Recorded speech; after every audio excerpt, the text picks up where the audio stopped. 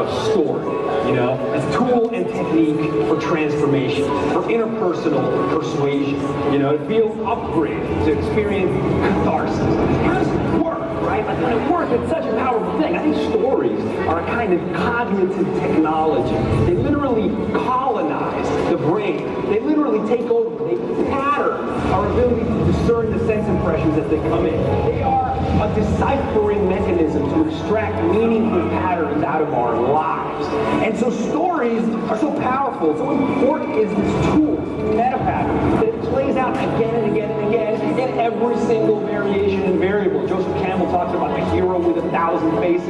It's always the same hero because it's always teaching us the same lesson. It's always providing a map to turn every experience into a meaningful experience. I almost feel that human beings are embedded in their stories. The human race, who we are, is a story. We are a narrative. Mind is narrative. Consciousness is a self-reflecting awareness of pattern, of story. So I think it's innate. We wouldn't be us without it. It's a powerful thing. It's a cathartic thing. It's an important thing. It's a thing worth celebrating, worth framing, and worth, talking about, distilling, dissecting, exploring. Stories.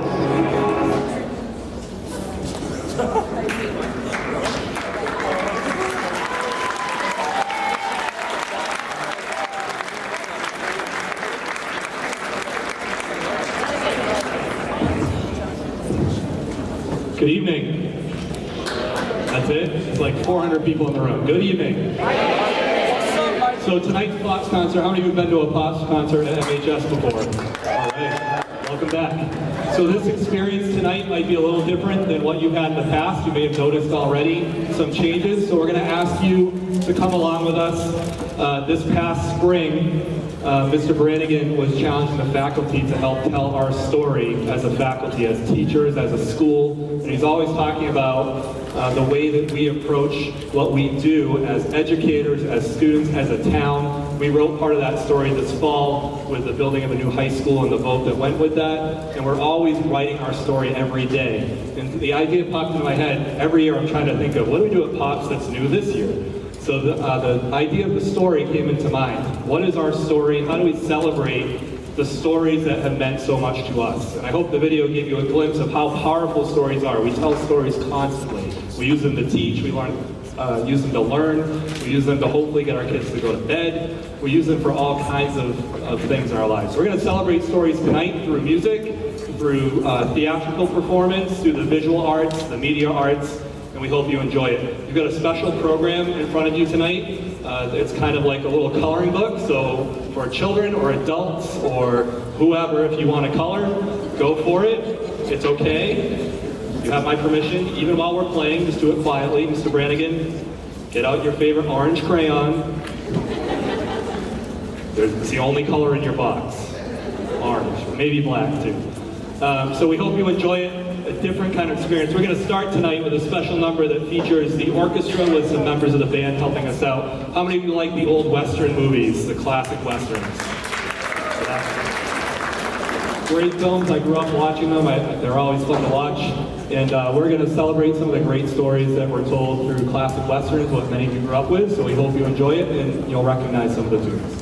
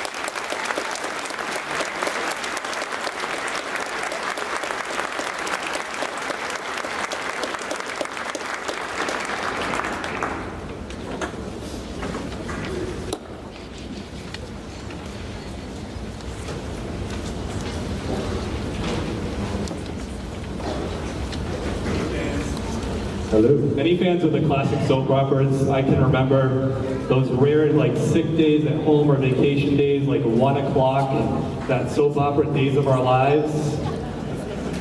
I hear some chuckles. How about what are the other ones? General Hospital? Yeah.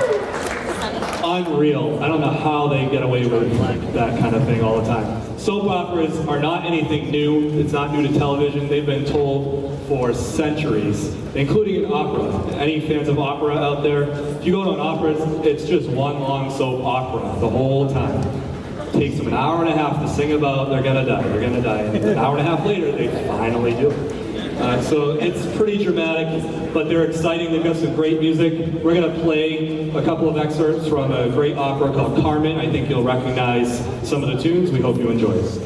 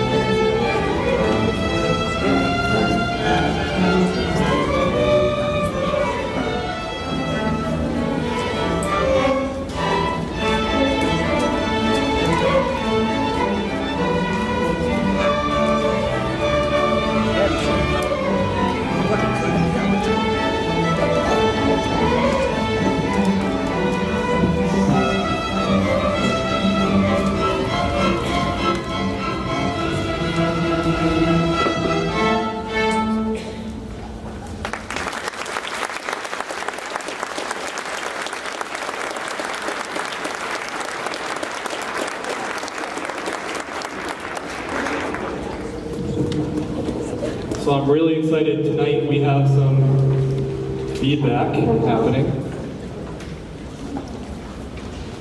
This year we decided that what better way to tell the story of all kinds of different stories than using all of the arts. And so this year you don't just have music in front of you. Our visual arts program has put together the set behind you and many of the videos that you see tonight. They did a tremendous job. Let's hear it for them.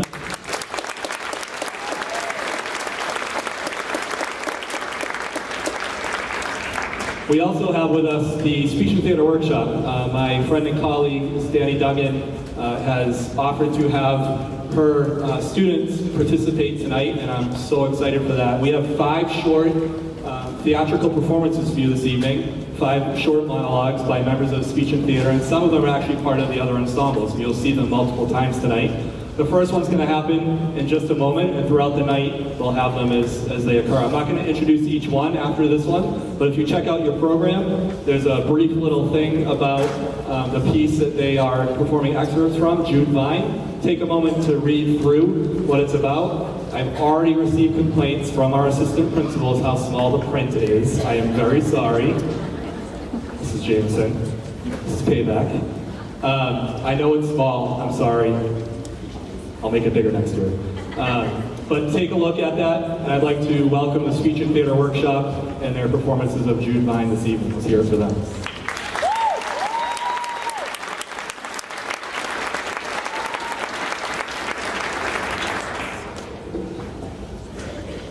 Sally Tatro's Place. Even now, years after its desertion, and though it is gray and sinking and its parts come apart, the house still clings to a former grace. Narrow clapboards, fluted corners, a center door with frosted glass, and in addition to dishevelment, dilapidation, the place suffered weeds high as the windows. A porch roof fallen in, though it now fades and withers, slips irretrievably away. When I drive past, I watch and think how it's like old poetry, where reference and allusion are obscure, but where even after centuries, insight and need still swell within the form. And I see in the collapsing house the builder's passion rising from design, this indestructible, eternal dream. There was a fellow passing through who lived and worked in New York City, an official of some sort down at the Metropolitan Museum of Art is what I heard. And he was sombering up here, I think, and going down the road when he spied Sally's place. And he was so stunned by its beauty and its calm, so taken aback by finding such a work of art so far from anywhere, he drove his car right off the road. When Roy saw what happened, he came running, figuring the fellow must be hurt. But before he could get to where the car tilted in the ditch, the fellow climbed out, walked nonchalantly across the road, and began taking pictures of the house. Roy comes up to him out of breath and says, "You okay?" And the gent turns around, surprised, and says, "Huh? Oh yes, fine, thank you." And then adds, "Does anyone here know how beautiful this place is?" Roy didn't say much, but he did pull the fellow out, and he was on his way. When Edith heard the story, her mouth tightened as it does when she gets mad. And she said, "Yes, we know, or used to know, it was a beautiful house. But not now, not anymore. What's beautiful about an empty house? It's falling down, deserted, it's cold inside. What's beautiful about that? You should have seen that place when the Tatros were still there, when there was flowers in the dooryard and the barn wasn't falling down. There was paint on the clapboards and wash on the line, and the pastures were clear because of cows. Then it was beautiful. Now it's just a wreck, a picture for that fellow's old museum." Thank you.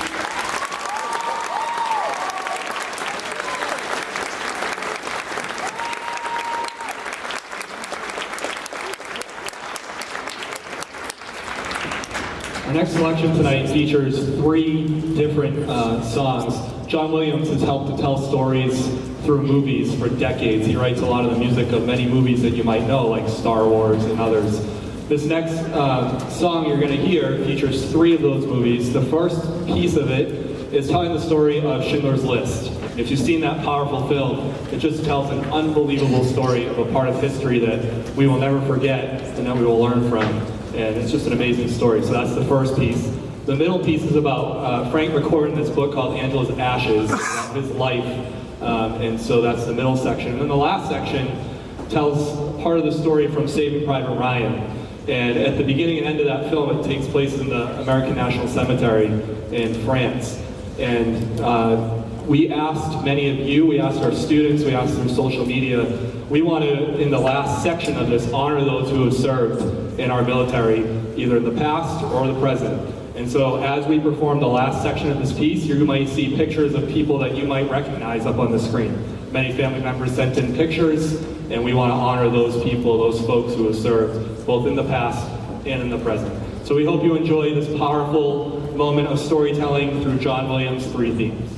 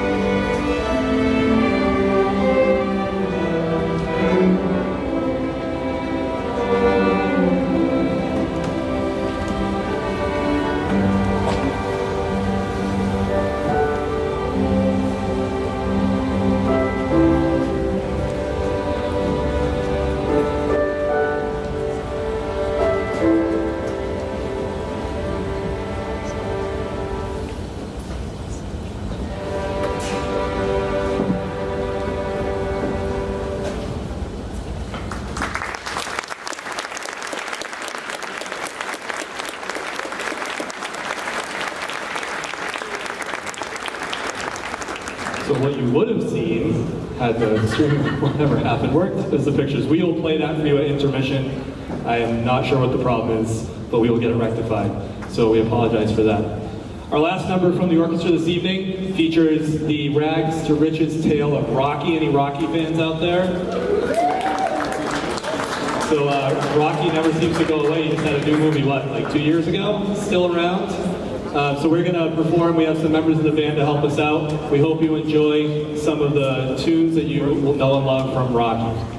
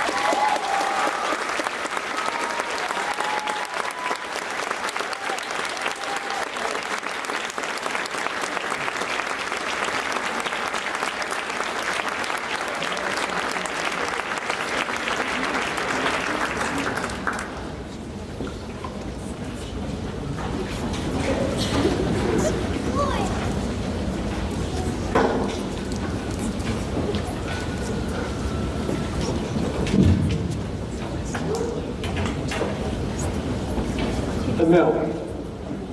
Beside the brook, below the road, just up from Jerry's, and just above the river, the old grist mill stands, by far the biggest building in town.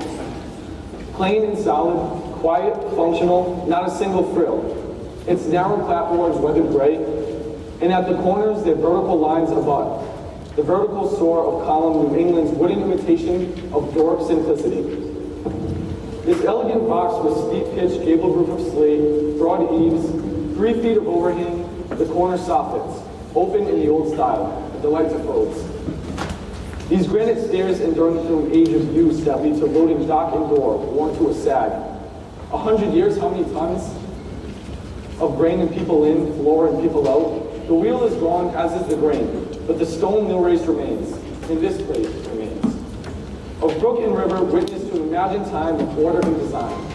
Its 9 eyes opening toward the world, irrevocably changed.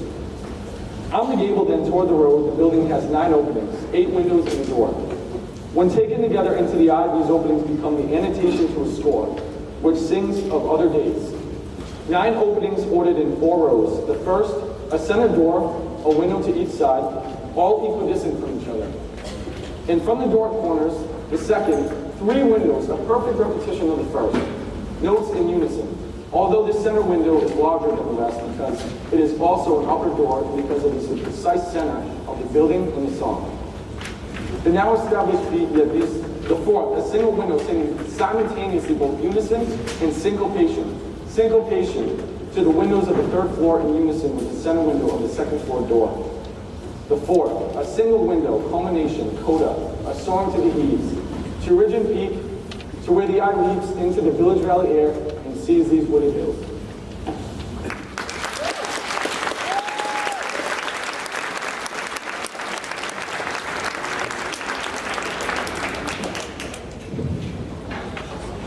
A quick change here.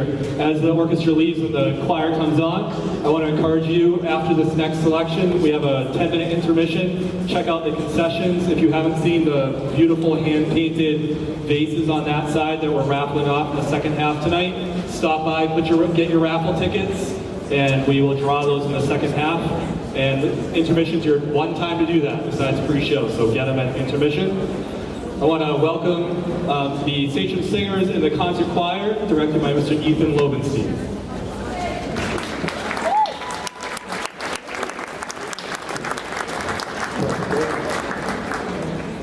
Hi everyone. Oh, that's very live.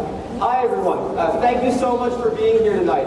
As Mr. Bisley said, my name is Ethan Lobenstein. I'm the director of the choirs here at Middleborough, and I wanted to give you a little more context for our selection tonight beyond the picture of Justin Timberlake in your programs. Tonight is all about stories. Before us, the orchestra told a number of great stories from film and from stage, and after intermission, the band has a number of other wonderful tales to tell. This collection of fine young musicians is here showing you that you don't need words to communicate a really wonderful story. And in the words of the great Justin Timberlake, sometimes the greatest way of saying something is saying nothing at all. In this song, there's going to be a little bit of audience participation, so I expect you all to join us in the second half of the song with some singing. I'll show you guys what to do, don't worry. But I expect you guys all to sing, so please listen, give your attention to these lovely young singers, and enjoy.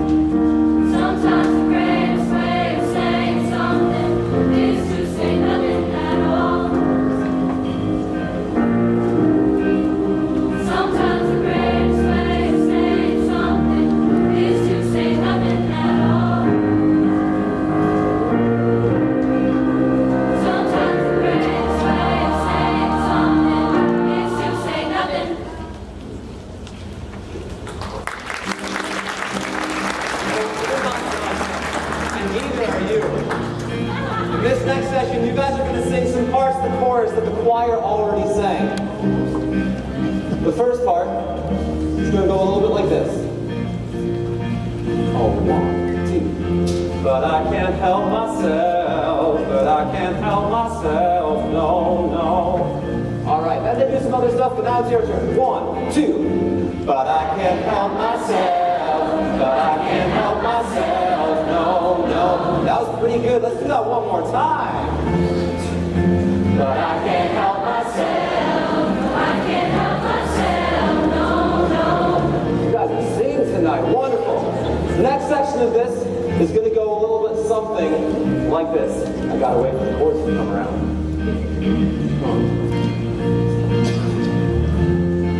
Maybe I'm looking for something I can't have. Maybe I'm looking for something I can't have. Y'all try it now. Maybe I'm looking for something I can't have. That's right.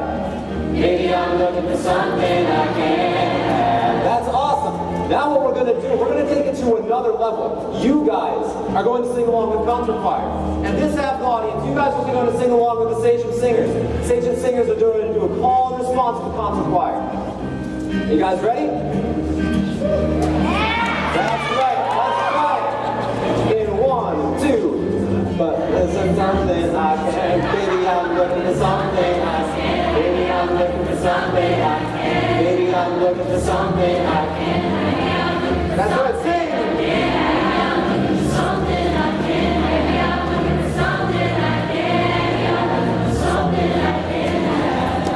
All right, I think you guys are ready. You're going to do the first part and then the second part. Are you guys ready? Everyone, 2.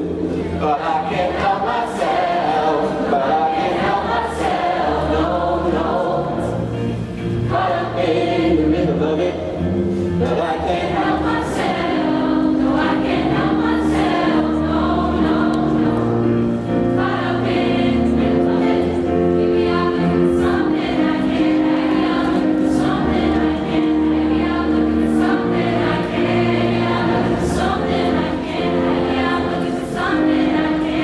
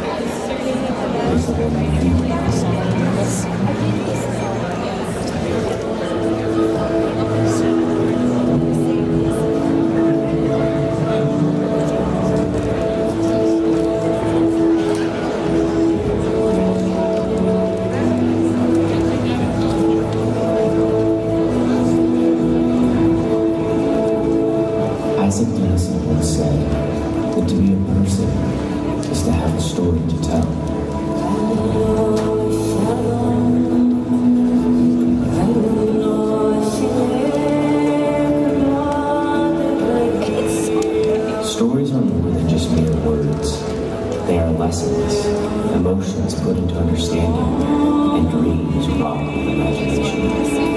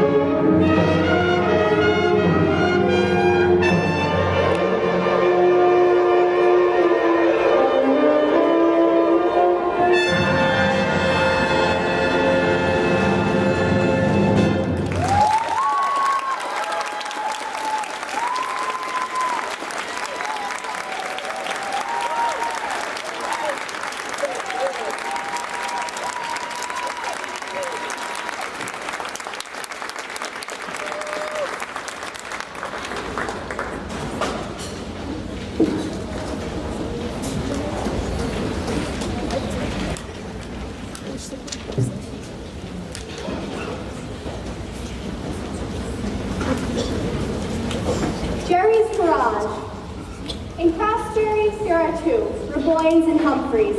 Down in New Hampshire and West Andover, it is Thornley's. In Five Islands, Maine, it is Grover's. And between Lake Champlain and the Atlantic Ocean, there's got to be 1,000, known only as the corner store. Almost all have gas pumps, only some have a mechanic or a post office, and I'd wager none still have all three. Here in Judevine, we call it the garage, or Jerry's. Jerry's is in the center of town. It's not a place that used to be something else and got converted to its present use. It's always been a place for food and vehicles. First as a store and a stable and a wheelwright shop, then with cars, a store and gas pumps, a mechanic and a lift. A place, since it began, to serve two of the very few necessities, food and transportation. The place that serves necessities becomes one, which means when there's nothing else to do or when you're lonely, you go to the garage to stand around or sit and visit. Conrad works at the garage because he may as well. If he didn't work there, he'd be there anyway, which is why he got hired in the first place. As Jerry smiling says, hell, if he's gonna be here all the time, he may as well be doing something. Conrad smirks and says, and get paid. Like all places of its kind, it's got a little bit of some things and not much of anything. Milk, eggs, lousy bread, tobacco, pokes to smoke and to chew. Ammunition, candy, a smattering of canned goods, toilet paper, a little dog food, one can of Similac, fishing tackle, pickled eggs, produce when the season's right, motor oil, the local papers, magazines, maybe a book or two by a local writer, a little hardware and wine, shelves and shelves of wine, and even more beer. At least a couple coolers full. Hundreds of cases of beer. For years, Jerry talked about how he'd like to have a restaurant hitched to the store. There was an empty room out back would do. It'd make it nice, he'd say, to have a place to take a bowl of soup, a sandwich, a place to sit and visit. He talked that way for years. Then just a couple months ago, his dream got muscled out by deed, and Jerry's got himself a restaurant now. A Judevine-type restaurant, the back room, the paneling faced in 3 different kinds of paneling, a meat slicer he hooked up at auction, a hot place from Alice's junk store, 2 Formica kitchen tables, and some chairs with plastic seats from Beaudry's perennial lawn sale. They make grinders, a different soup each day, 5 days a week. And you can buy soda in the store to drink with lunch, but no beer unless you drink it outside. The license costs too much. Well, it ain't much, Jerry says. Got some beat up scraps, nailed together equipment. He's an ecologist, you see. Just like everything else in Judevine, half-baked. Which it is, and seedy too. But such aesthetic judgment depends on point of view. From where I look, I see something good enough for us or for anybody. A place to sit down, visit, eat and drink together, even if it is a grinder and Pepsi. A place to let our caring for each other grow, which, as everybody knows, has nothing at all to do with soft lights and leather boots.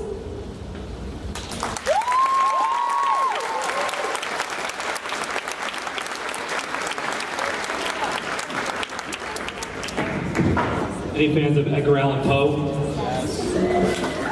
You've heard of the Raven? What does the Raven say over and over again? Nevermore, nevermore. Our next selection is based on Edgar Allan Poe's The Raven, and you're going to hear us musically represent that story, and you're going to hear the slow deterioration of the main character's mind throughout with this constant repetition of the same phrase over and over and over again. We hope you enjoy Edgar Allan Poe's Nevermore.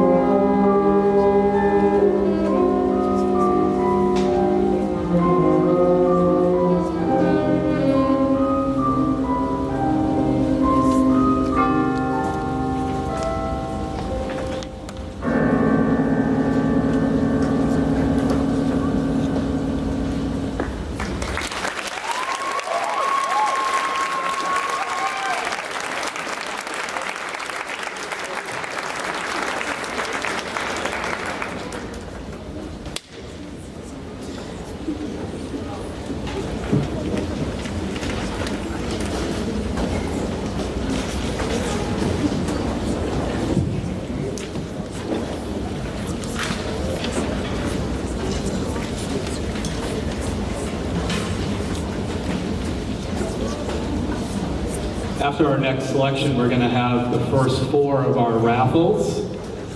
So we are going to get ready for those. Yes? All right, so after our next selection, so have those raffle tickets ready. Our next selection is some highlights from the great story and musical Les Miserables.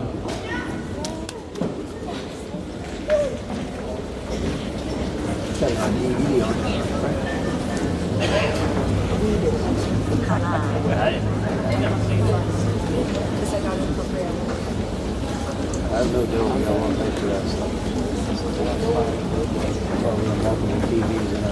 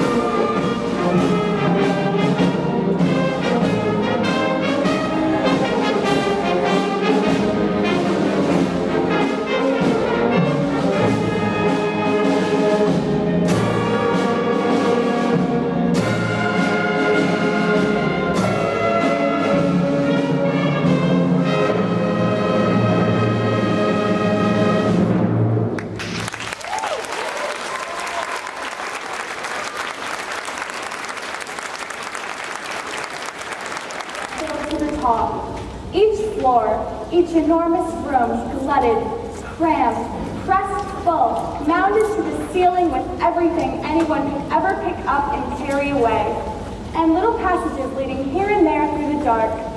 In all of humanity, only Alice knows what's there and where it is, and the place is so full that things spill out into the sun, between the building and the road, beside the brook, behind, along the river, old drays, sledges, sleighs, Coca-Cola coolers, a display case from a butcher shop, a couple of Fairbanks scales, an iron wheel John Deere, washing machines, some tweezers, and a 1947 Packard without a hood.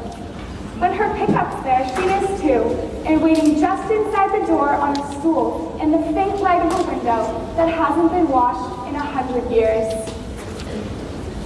I mount the granite steps. Hi, Alice. Hi.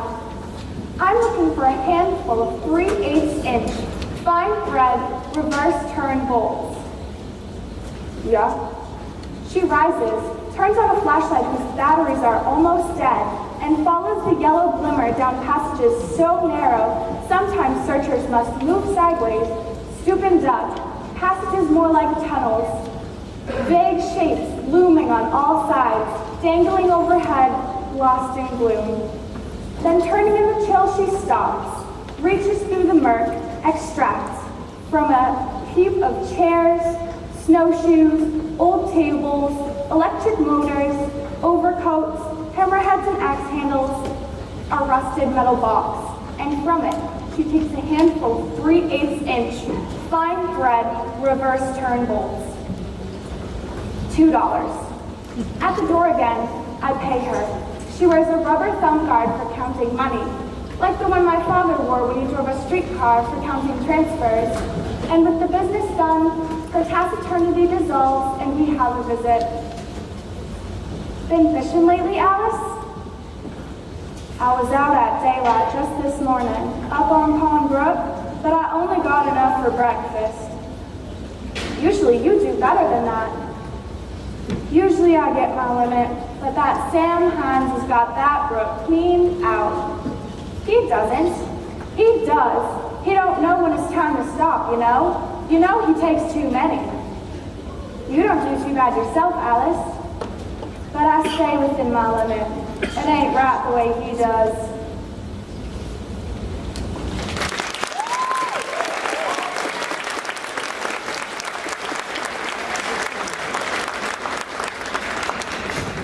Please don't answer this question out loud, but what is your worst fear? And have you had to face it in your life? Our next piece is all about that, telling the story of facing your worst fear and how that came about and whether you conquered that fear or not. So take a look at your program. There's a little note from the composer in there that will help you navigate through this piece through the cave. We hope you enjoy it.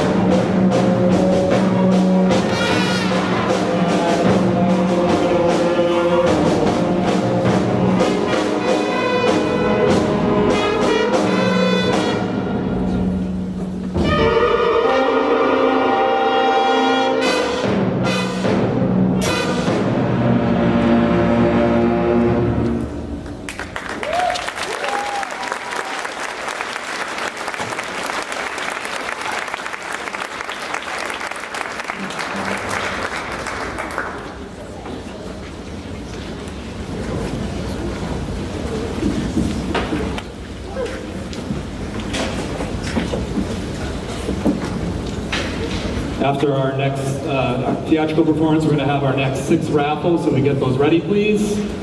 And please welcome our next piece here this evening.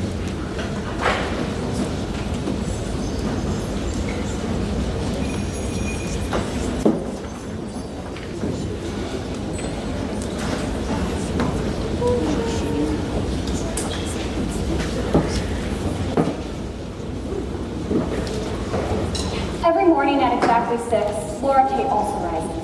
She removes her sleeping clothes, bathes herself, puts on a dress or her skirt and blouse. She has never in her life worn a pair of pants.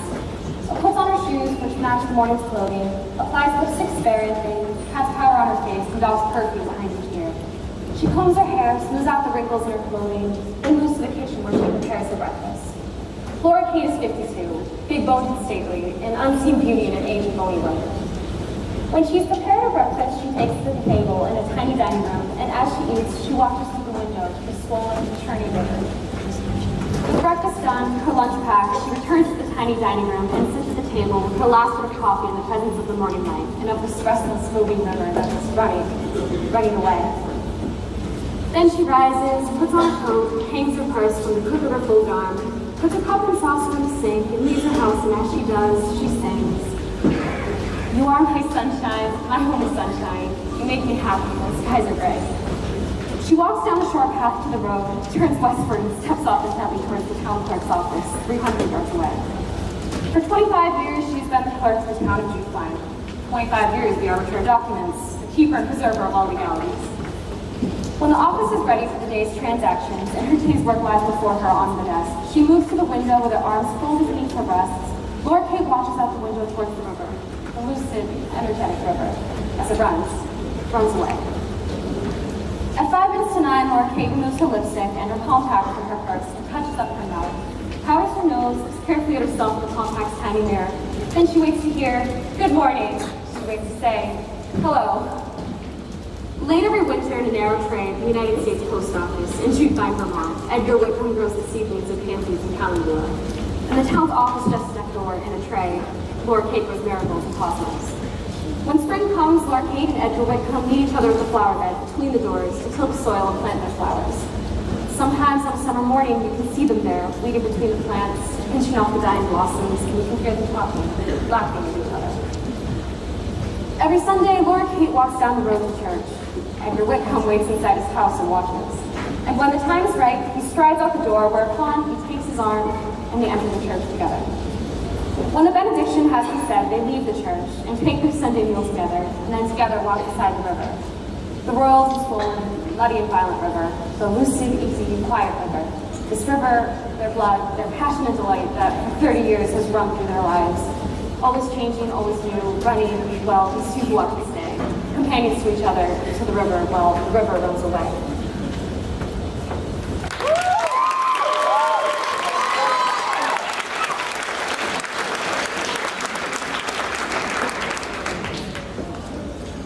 Let's hear it one more time for all our STW members who helped us out here tonight. Great job. Let's hear it for Mr. Duggan for helping all that together. Thank you, Donnie. All right, rapid fire, here we go. 6. Get them ready. The rest of them are coming after our next piece, so be ready. The Cave You Fear. 2, 7, 8. 2, 4, 4, 6. We got a winner. Very good. Next. Les Mis. Les Miserables, 278, 2330. We got a winner back here. Very good. Congratulations. Take your ticket. Krampus, my favorite. You're about to meet Krampus. 278, 2425. We got a winner. Blues Brothers. 278, 2346. 278, 2346. It's almost our zip code. We got a winner. And we've got MHS Band. 278, 2323. 278, 2323. We got a winner.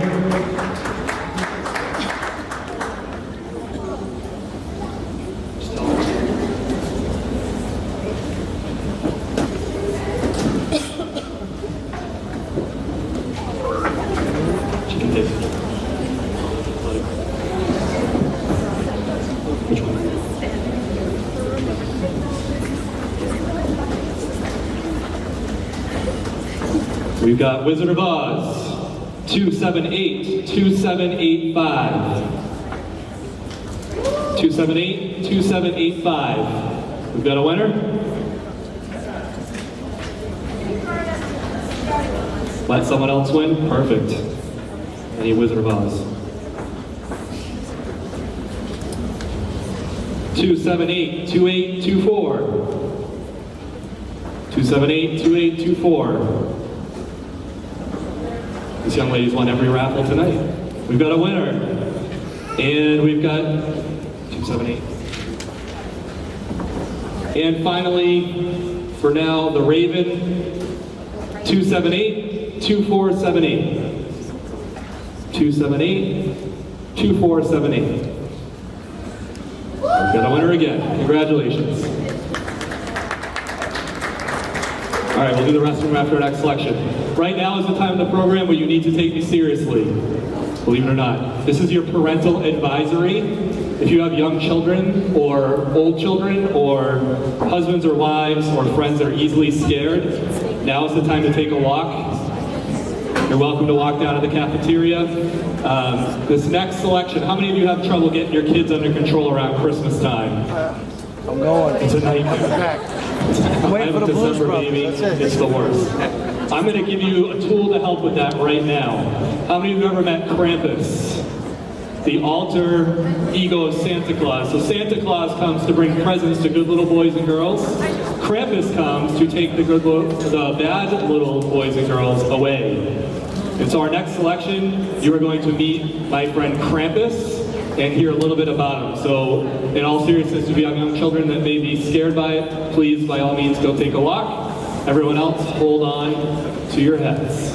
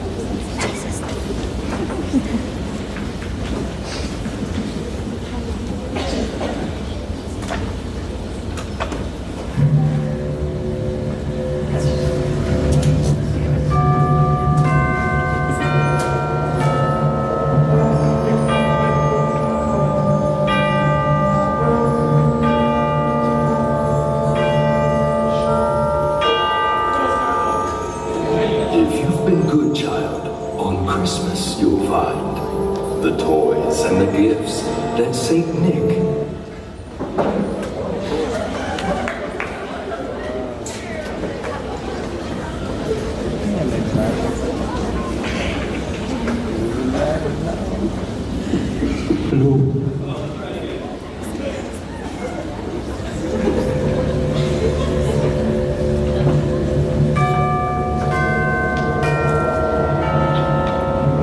If you've been a good child, on Christmas you'll find the toys and the gifts that St. Nick left behind. But if you've been bad child, St. Nick won't be there. Instead comes the Krampus, and then, child, beware.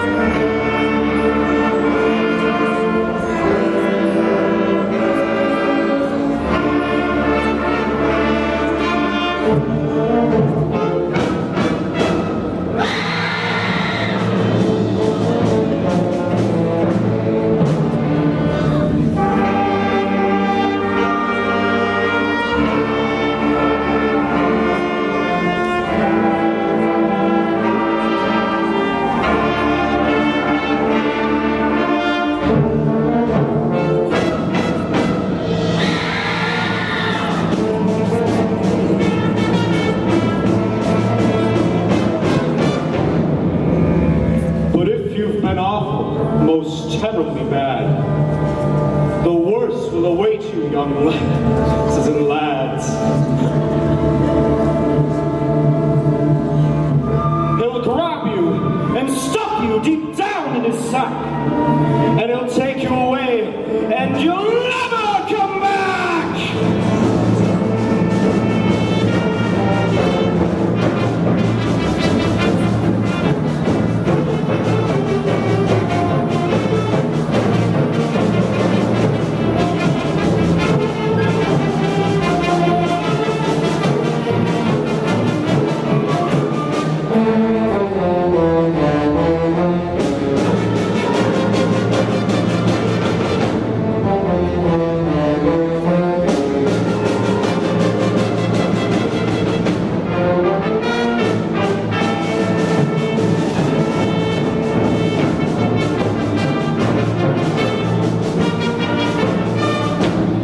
But if you've been good child, most terribly bad, the worst will await you, young lasses and lads.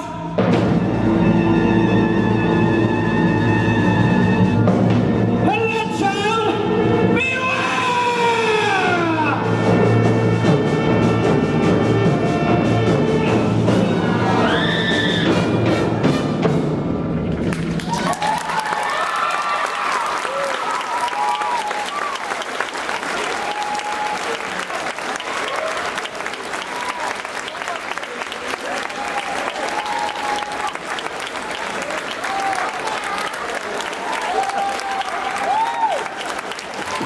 Eagle, turn on the lights, please. Mr. Connor Harrington on the narration.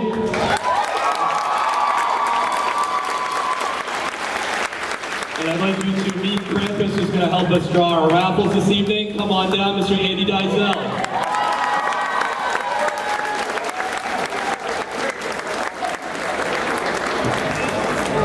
Come on down, raffles, please. I asked you to take one of my kids. Did you take Bran? No. He's a good guy. What is this? Rocky, 278-2431. 278-2431. We got a winner? Up next, keep them coming. MHS Chorus, 278-2464. 278-2464. We got a winner right behind you. Up next.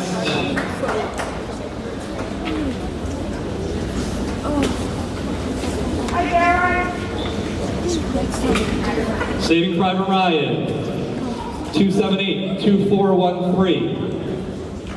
278-2413. We've got a winner. She asked us to draw another one. 278-3018. 278-3018. We've got a winner over here. Come on down. Say goodbye to Krampus.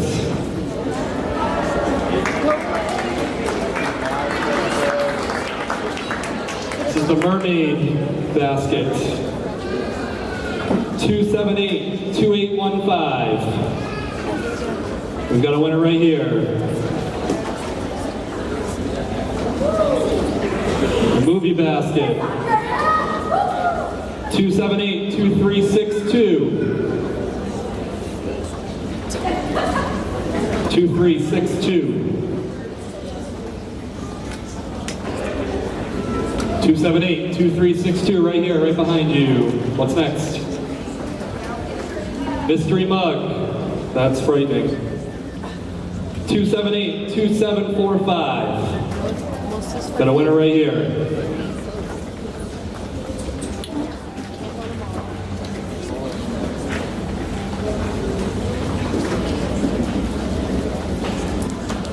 Do you have any more?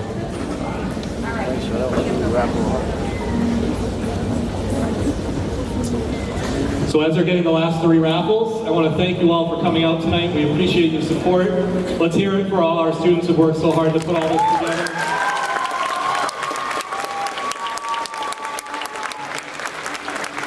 I'd also like to thank the mastermind, our parent mastermind behind the decorations and a lot of what happened here tonight, Elaine Borsdam.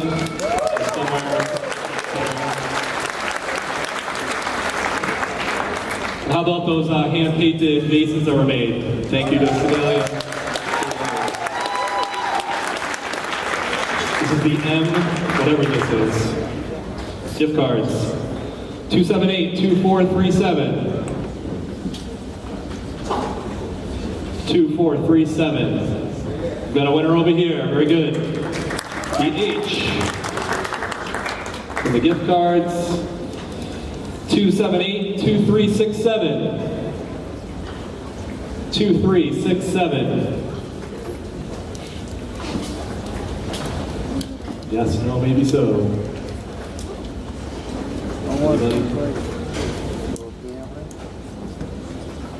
278-2367. Going once. Going twice. We'll draw again. 278-2437. 2437. 2437. Going once. Going twice. Try again.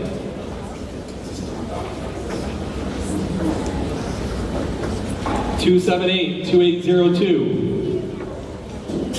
2802. We've got a winner. Come on down. And last, S.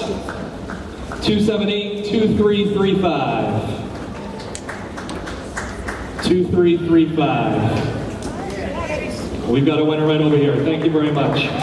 Our final selection this evening is a medley of hit songs from the great movie The Blues Brothers. We hope you enjoy it. Thank you so much for coming out tonight. We look forward to seeing you on our program in the fall, in the spring.